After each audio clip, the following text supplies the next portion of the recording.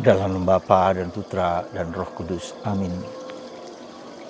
Allah Bapa di surga, kami bersyukur bahwa Engkau selalu mengingatkan kami lewat sabda, lewat kitab suci, supaya kami jangan menyia-nyiakan waktu dengan hidup berfoya-foya, sehingga jiwa, badan, roh kami lupa akan Engkau. Bantulah kami supaya kaum muda kami diingatkan lagi untuk terus bertobat. Karena di masa kemudaan bukanlah mudah. Orang mudah terpikat, terpaku, terikat kepada kesenangan, kepada kenikmatan yang mereka anggap sebagai cara dan bantuan untuk bisa memuaskan rasa nafsu dan keinginan mereka. Bantu kami ya Tuhan, terutama kaum muda kami, untuk mendengarkan Engkau. Demi Kristus Tuhan dan pengantara kami. Amin. Para saudaraku yang terkasih, 2 hari ini dan besok kita juga akan bacaan pertama diingatkan akan kitab Pengkhotbah. Jadi pertama-tama segala sesuatu adalah kesia-siaan. Dan segala sesuatu adalah ada waktunya. Dan indah waktunya kalau Tuhan yang berkehendak bagi kita. Pertama kita harus sadar bahwa hidup kita adalah sementara. Sekali lagi sementara. Ya. Tidak abadi, tidak kekal, tetapi membutuhkan waktu yang memang ditentukan bagi kita. Ada yang lebih lama, ada yang lebih singkat, ada yang lebih pendek, ada segala macam. Jadi berani mengatakan, dan itu menunjukkan pada kita tidak boleh terikat dan terlekat kepada apa yang bukan Allah. Dan itu dikatakan dengan jelas bahwa segala sesuatu adalah sia-sia. Yang kedua, bahwa kita juga harus sabar bahwa waktu kita bukanlah waktu Tuhan. Ketika kita mau mengendaki sesuatu, kita mohon sesuatu, seolah-olah kita ingin cepat-cepat selesai, cepat-cepat disembuhkan, cepat-cepat dikabulkan oleh Tuhan. Waktu kita bukanlah waktu Tuhan, rancangan kita bukanlah rancangan Tuhan. Dibutuhkan kesabaran. Dan kesabaran ini menunjukkan kepada kita bahwa kita harus tidak mengandalkan diri kita sendiri, tapi mengandalkan Tuhan. Tuhan yang punya waktu, ya, bukan hanya kronologi waktu, tapi kairos, waktu Tuhan. Dan hari ini Yesus mengajak kita untuk memperhatikan kaum muda. Kenapa kaum muda? Karena kaum muda lah saat dimana orang merasa bahwa dia adalah dunianya saat sekarang, ya, saat untuk dinikmati, carpe diem, ya, nikmatilah yang ada. Dengarkan suara hatimu, apa yang kau maui, keinginanmu. Jadi nggak orang bisa terpaku, tergiur, terpesona dengan sesuatu yang dia inginkan, dia rindukan, dia dapatkan. Apapun juga, dalam bentuk kekayaan, dalam bentuk kesenangan, dalam bentuk ilmu, segala macam. Ya. Nah, di situ diingatkan kembali bahwa kita boleh mendengarkan kehendak kita, keinginan kita, memenuhi keinginan kita. Tapi jangan lupa, di balik semua itu adalah kesia-siaan. Diingatkan kembali lagi. Nilainya supaya jangan sampai kita terjerumus dan tidak dapat kembali lagi. Ingatlah, hidup adalah kesempatan. Kesempatan untuk mengisinya bukan hanya untuk memuaskan apa yang menjadi kebutuhan kita, tapi memuaskan apa yang menjadi kehendak Allah. Saudaraku yang terkasih dalam Kristus, itu yang kita diingatkan dalam 3 hari ini, ya, supaya kita tahu siapa kita itu. Kita hanyalah ciptaan yang diberi waktu terbatas, yang diberi waktu yang terbatas, yang rapuh, yang tidak dapat menyelamatkan diri kita sendiri. Kita butuh keselamatan yang dari Tuhan. Ya. Nah, karena itulah maka Yesus mengajak kita untuk menunjukkan bahwa hanya Dialah yang menjadi sebab dan menjadi alasan bahwa keabadian itu terjadi pada kita manusia. Yesuslah yang menunjukkan bahwa Dia menghancurkan kuasa dosa yang membuat orang itu jatuh, tersungkur, membuat orang tergelincir, ya, di dalam kehidupan dan kepentingan dirinya sendiri. Ya. Tetapi Yesuslah yang memberikan keabadian. Bahwa hidup kita tidak cukup hanya di dunia ini, tapi ada sesuatu kehidupan lain, abadi, yang kekal.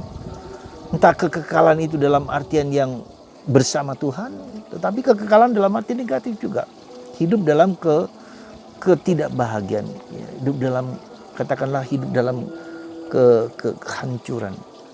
Maka saudaraku yang terkasih, kita diingatkan gitu, khususnya anak muda, Anda yang mendengarkan sebagai orang tua, coba ingatkan anak-anak muda kita supaya tidak jatuh di dalam ketiduran dalam bahasa spiritual. Lupa, ya, tidur akan segala yang dia nikmati. Tapi dia jujur pada diri sendiri, belajar jujur pada diri bahwa tidak ada sesuatu yang dapat memuaskan seluruh diri dia. Ya.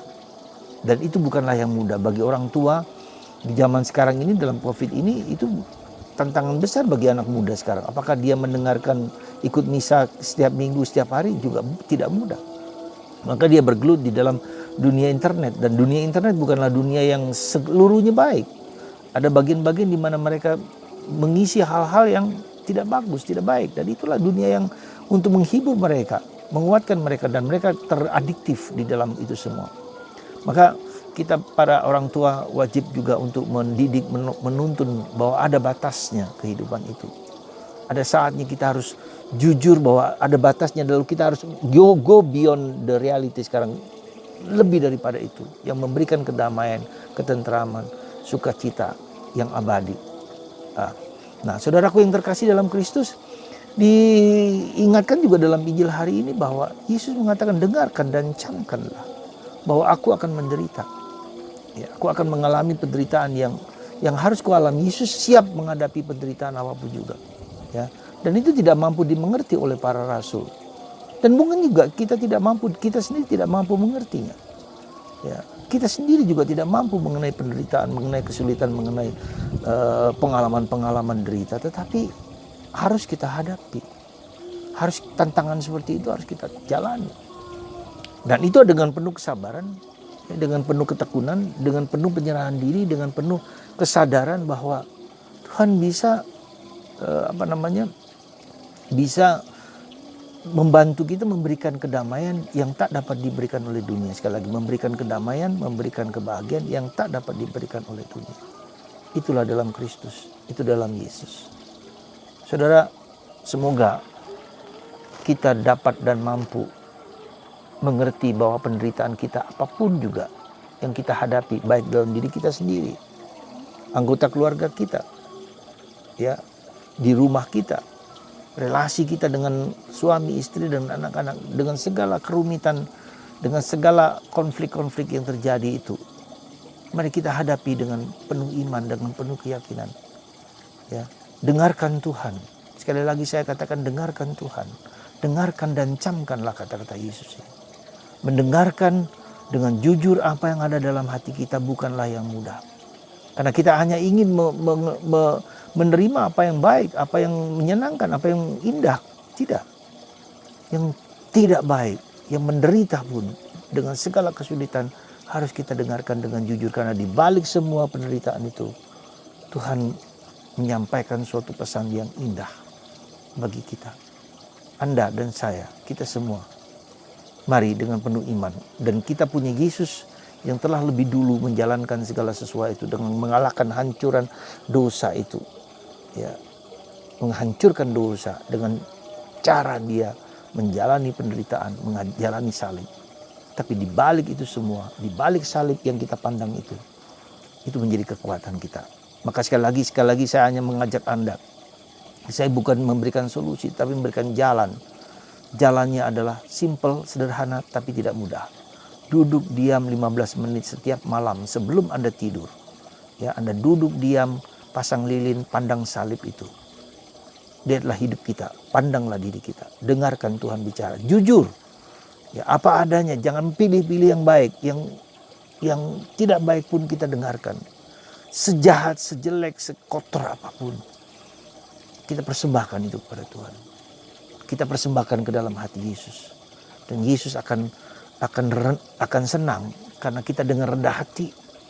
Ya, ketika kita tidak mampu mengalami kebahagiaan, itu tanda bahwa segala dalam diri kita tidak bisa menjawabnya. Ya, maka hanya Tuhan yang bisa menjawab.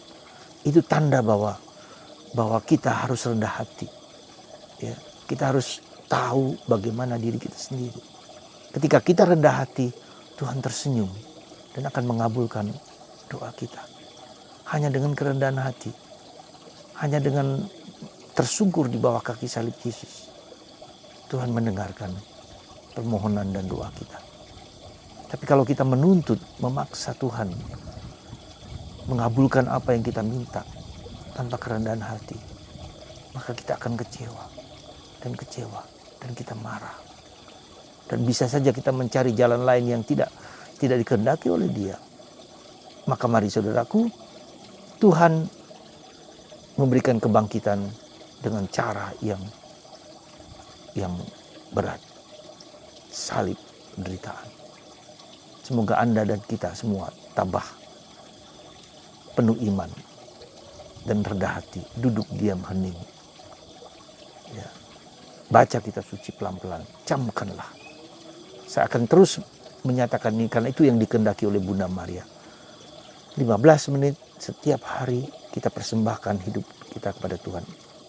Kita persembahkan hidup kita ke dalam hati Yesus yang Maha Kudus, hati Bunda Maria, dan biarkanlah Bunda Maria menyelesaikan pergumulan kita. Dan ketika kita mendengarkan, kita peka, kita tajam, Tuhan mengajarkan keselamatan, keindahan untuk hidup kita. Tuhan memberkati Anda semua dalam kasih karunia yang melimpah. Bagi Anda yang sakit disembuhkan, bagi Anda yang mendengarkan, dijamah hati Anda untuk duduk diam hening. Let us sit still. Mari kita duduk tenang seperti kata Evagrius. Dan Tuhan hadir seperti kata pemazmur. Berkat Tuhan melimpah dalam diri Anda, Bapa, Putra, dan Roh